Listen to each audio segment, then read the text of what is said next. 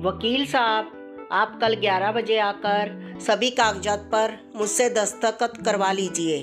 इस काम में मैं और देर करना नहीं चाहती।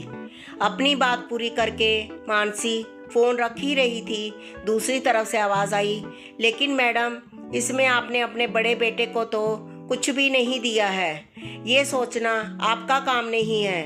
उसने तीखे स्वर में जवाब दिया और फ़ोन पटक दिया।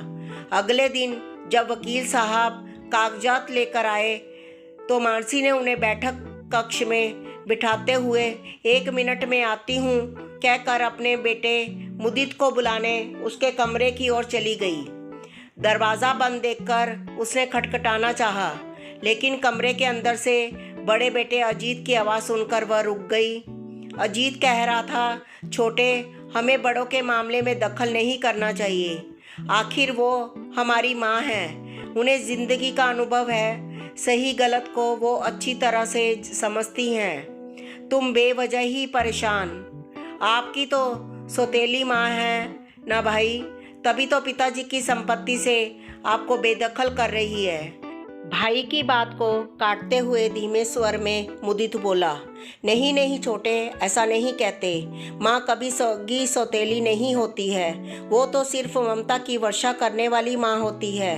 तुझे तो याद भी न होगा छोटे, बचपन में मेरे बीमार पड़ने पर माँ घंटों मेरे सिरहाने बैठी रहती थी, दिन रात अपने कृष्ण कन्हैया से मेरे ठीक होने की प्रार्थना करती रहती थी।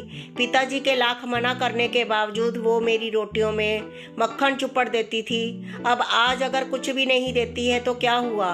उनसे मिली ममता की दौलत बहुत है मेरे लिए। वैसे भी छोटे, मेरी सबसे बड़ी दौलत तो तू और माँ है। यही तो है मेरी दुनिया, इसके आगे उससे सुना नहीं गया।